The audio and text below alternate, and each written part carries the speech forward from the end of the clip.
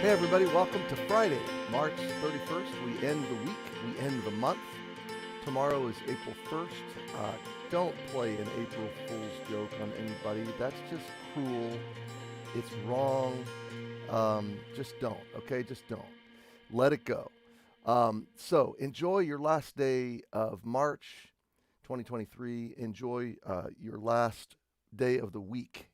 And look forward to a great weekend. We are coming together for Palm Sunday, and we're going to worship Jesus, and we're going to understand his love more from John 13 and just grow forward. So I look forward to seeing you and yours, and I'm praying this week for our church family. I know it's been a confusing and perplexing week in the world, and that can hit us pretty deeply. So we're in Psalm 75. Join me there.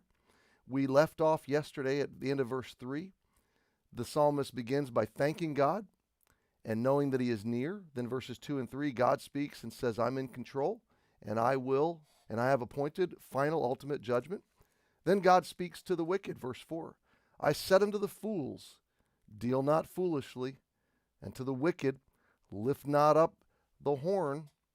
That idea of horn is not something that's familiar with us.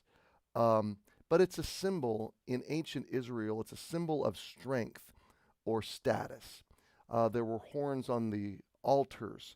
They used horns to blow the trumpet, the shofar. When you would see, and I'll tell you where I think, I didn't research this, but it just makes sense to me. When you go to Israel, you see ibexes. These are like mountain goats. They're like small deer or rams. They have horns, and they have two of them that curl back like a ram. And the older and bigger rams or ibexes, they have huge horns. I mean, they're just giant. I'm talking 3 feet maybe in circumference. I mean, they're just giant. The younger ones have little ones and maybe even little nubs. But we were there recently, and we saw these ibexes in literally a herd of them. This has happened to me on 2 occasions in Gedi, which is down by the Dead Sea. It's where David hid from Saul.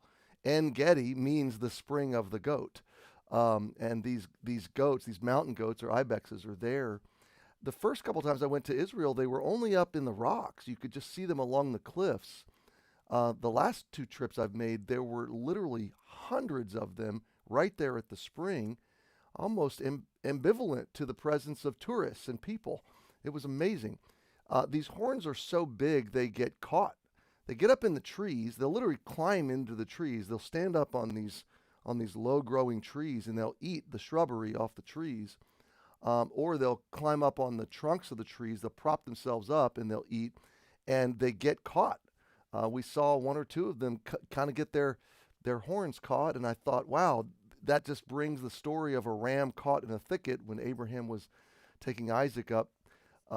It just makes it real. You know, you can see how easily that would happen. But their horns, really the stronger ibexes had more prominent, more powerful, more intimidating size of horns. So that's the idea here, okay?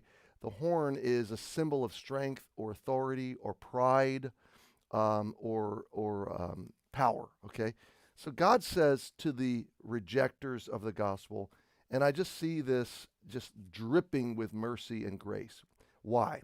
Because God knows he owes no fool or no wicked gospel rejecting person an opportunity or an explanation. He doesn't owe us an opportunity to mercy and grace. We were sinful. We were condemned under his judgment. We deserved that wrath. And he had every right to pour out judgment upon us. But instead of pouring out judgment, he pleads and he invites.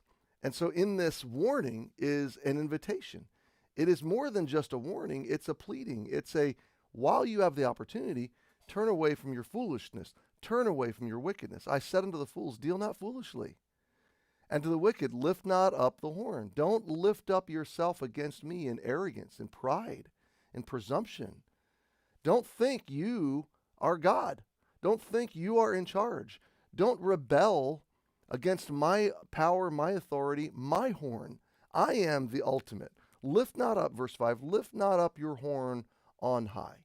You see, the Old Testament says that he is God on high. He is the most high God. And the idea of foolishness is there is no God.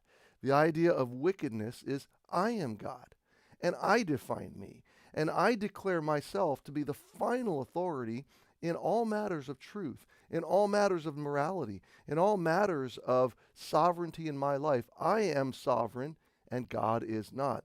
And God says that is the ultimate kind of foolishness. It's the ultimate kind of rejection. And he warns them in mercy, lift not up your horn on high. Speak not with a stiff neck. Now, it's easy for us to look outwards and see people who fit this description, who are stiffening their neck against God and in, frankly, satanic rebellion and defiance and violent pride. They are insisting themselves sovereign over themselves and everybody else.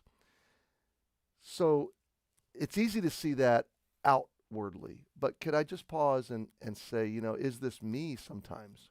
Am I still wrestling with the lordship of Jesus in my life? Do I still wrestle with his authority?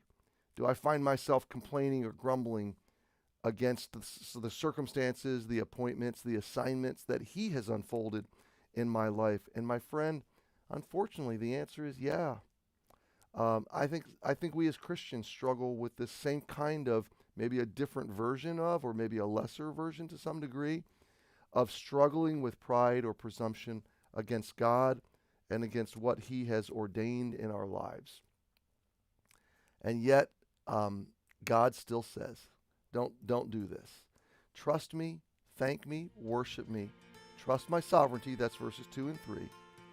And resist the pull of the foolish, wicked world that lifts up itself against me. So my friend, I want to encourage you, trust the lordship of Jesus in your life today. I hope to see you Sunday. If not, then we'll resume on Monday. Have a great weekend.